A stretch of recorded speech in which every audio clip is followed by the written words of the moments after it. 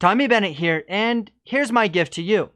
Essentially, I want to be able to help you overcome your fears, and I'm going to give you my steps on how to get there. So, what makes me a good person to help you out is simply the crazy stuff that I've gone through in my snowboard career. So, I've been snowboarding for about 20 years, and I've had a whole bunch of injuries and crazy experiences and some frightening times while I've been snowboarding. But the one and the biggest thing that sticks out to me, and that has been the most life altering, was simply breaking my back.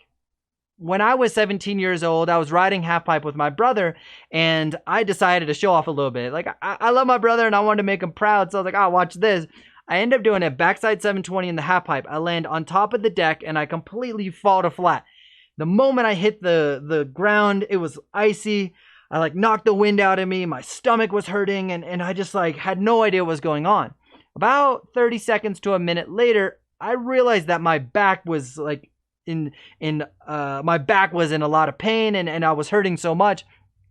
So, fast forward a little bit, I end up going to the doctors. I find out that I broke my back. And the doctors were pretty mellow about it. They're like, oh, you're going to be fine. Just take 12 weeks off and you can go snowboard again. Okay, fast forward 12 weeks. I go snowboard again. The doctors have cleared me and I go ride. Well, the first time that I end up riding, the first day back, I was pretty reckless, to be honest. I decided to pretend I was that snowboarder I was before breaking my back. I wasn't playing it smart. I wasn't just taking the time to fully recover and get back into the groove. I just went and hit a jump. Well, of course, I hit the jump and I spun 90 degrees and I caught my edge, completely knocked myself out. And then I lost all short-term memories. So essentially I remember snowboarding, and then I remember being in somebody's car, and then I was at the hospital. I literally deleted, or my mind could not retain the memories of those moments in between. So for 2 hours, it just completely deleted that memory. So I knocked myself out. I lost all short-term memory, and I was out for the rest of the season. So it wasn't the fact that I broke my back that made me super scared. It wasn't the fact that I hit my head. It was the combination of all these things that have compiled that got me to think, what if I had fallen and I landed a little bit more to the right or to the left? I could have been paralyzed. So it wasn't the accidents that scared me, it's the what if that scared the crap out of me. What if I was paralyzed? What if I knocked myself out and I could never snowboard again? That's a real thing. I have friends, one of my close friends cannot hit jumps anymore. He still snowboards but can't do anything. And if he hits his head ever again, it's really, really bad. And the doctors are saying you shouldn't snowboard. And he's just found a cautious way to do it. And I didn't want to be in that situation. So keep the story going. I end up taking the rest of that season off. I took the summer off, and then I start snowboarding the next year. Well, all these things have crept into my head, and I became so fearful. Prior to breaking my back, I was sponsored by Oakley, Salomon, Bonfire. I was competing in New Zealand in the US Open. I was doing some really exciting stuff with my snowboarding, and I was hitting 80-foot jumps. I was doing okay, I felt pretty good, right? The season after breaking my back, I was completely terrified to catch air, to hit a 5-foot jump, to hit a box, to do anything, to ride the pipe. I was terrified by going fast and the way that the wind would feel on my body and my goggles and my ears. The feeling of that told my mind that I was going way too fast. So I had to overcome these crazy mental blocks, and it wasn't overnight. I didn't just flip a switch and say I'm good and all of a sudden I'm this crazy, incredible snowboarder. No, it was a process, and I'll be honest, fear is a big thing, and fear can be a benefit to us so that we're not reckless and we're not just doing all these crazy things and getting ourselves hurt. So there is a purpose for fear. It is to evaluate the situation and know, should I be doing this? And you simply answer yes or no. And if you say yes, then we got to find some ways to address that and get whatever you're trying to do done. So let's say it's a cliff. It's a 10-foot cliff or a 30-foot cliff. Do I want to hit this? Is it worth it? Yes. Okay, so now we got to figure out a way to do that. So fear is a good thing, okay?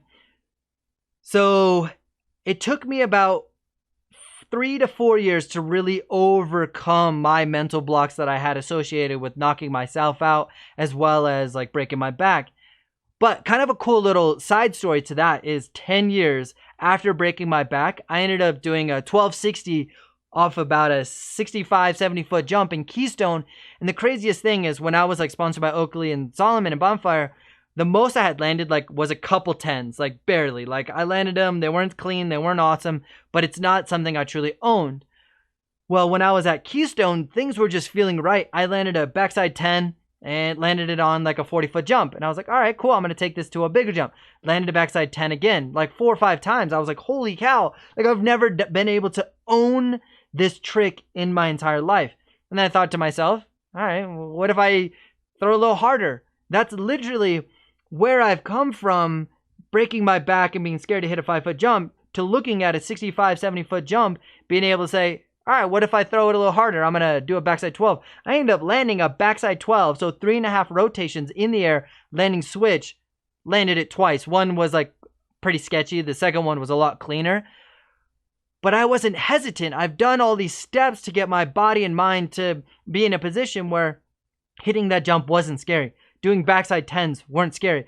So then to progress to go to 12 was like, yeah, it wasn't a big deal. And that's where I would love to get you. So let's get into it. How did I actually do this? So I got some notes here and I want to make sure that I don't miss anything. So now we're going to ask ourselves in an objective fashion, why are we scared and what are we scared of? Just being able to understand this is a big step forward. And we also got to admit that to ourselves, that we may be in this situation. And then how did we get here? Kind of reverse engineer that. For me, I broke my back. Okay, you're scared of that. But why did I break my back? Okay, that's the bigger challenge. And that's what we're going to get into here in a second.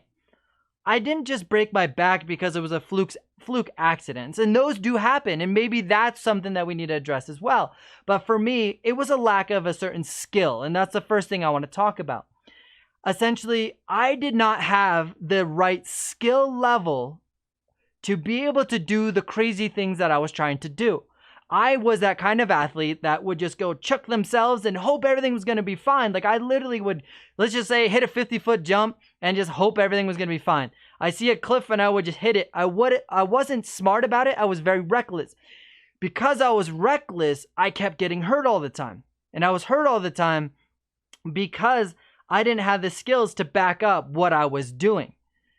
You know, I talked about that story earlier about doing 1260s. I was finally at a point where I had the right skill set, so that by the time I actually got to the 1080, it was easy.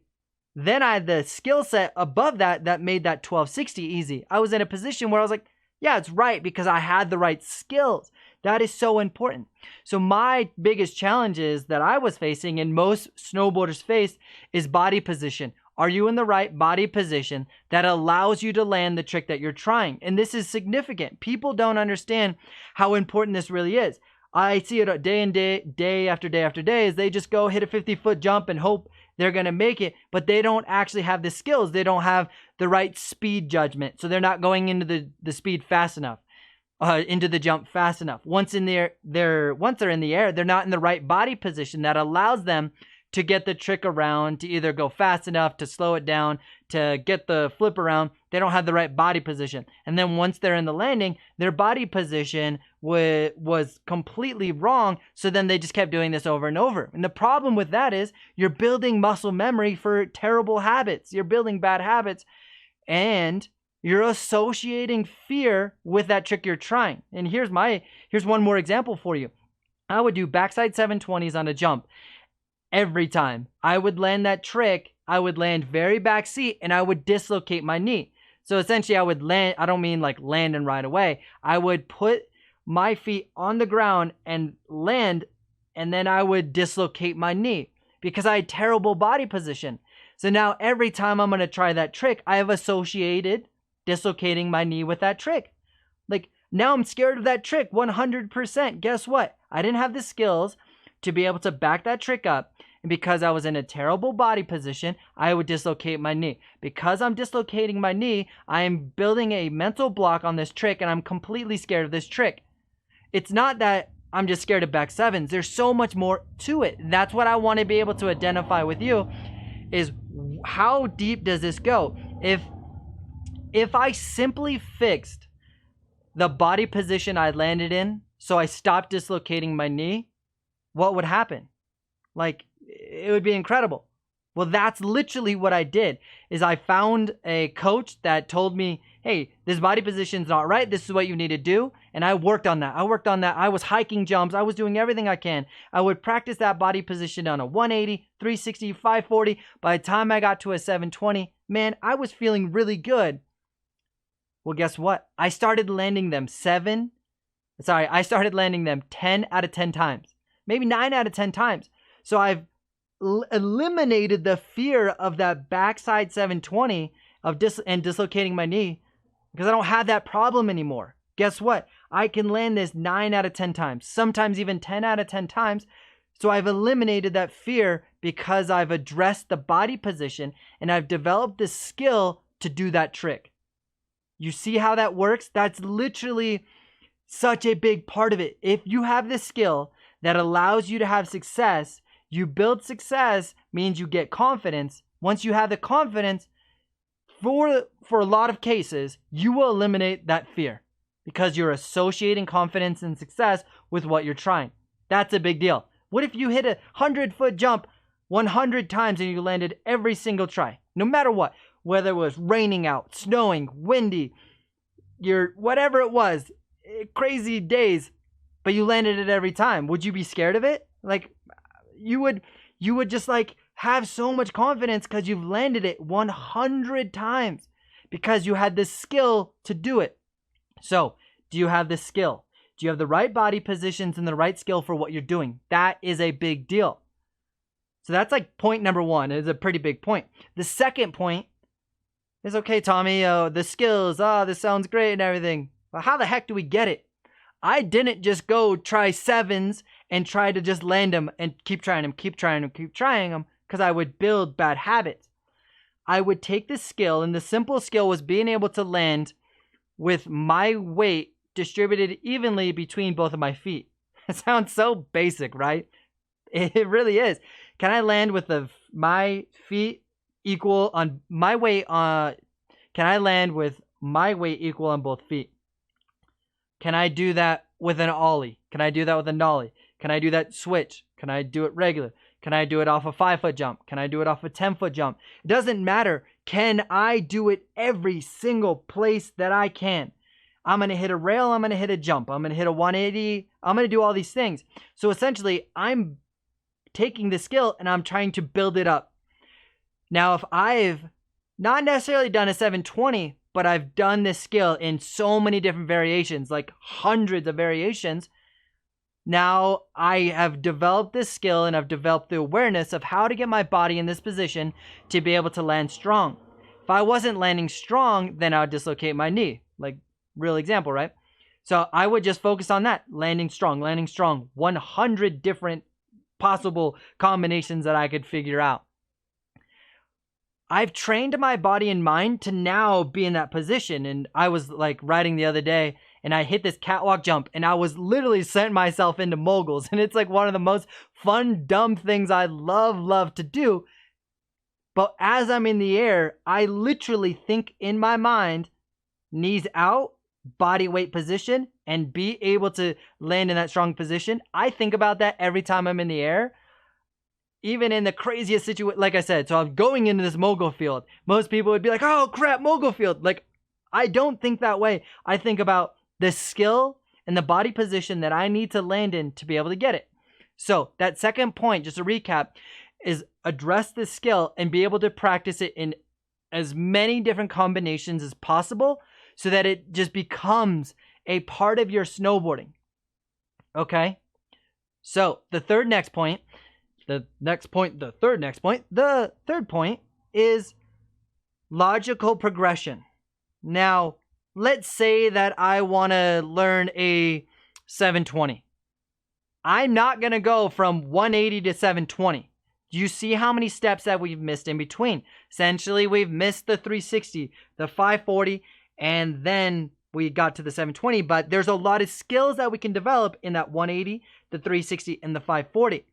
So being able to go from this step in the right order to the next thing. So I'm being able to go 1, 2, 3, 4, 5, 6, 7, 8, 9, 10 versus 110. And that's what a lot of people do, is they just want to learn this crazy new trick and they just chuck themselves.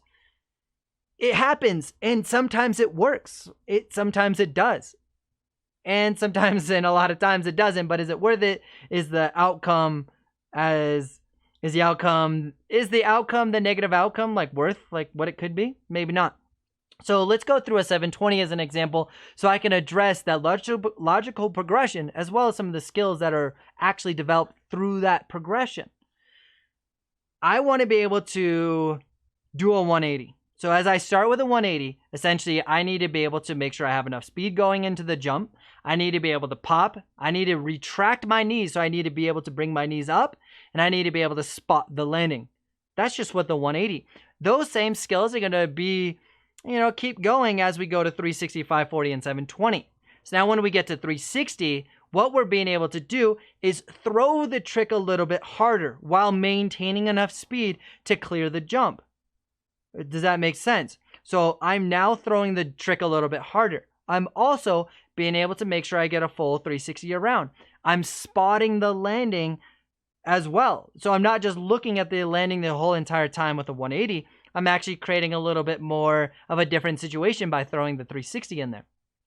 As I go 540, I have to throw this thing even harder. I got to be able to wind up, throw harder while keep maintaining the speed and being able to spin a significant amount and be able to land it.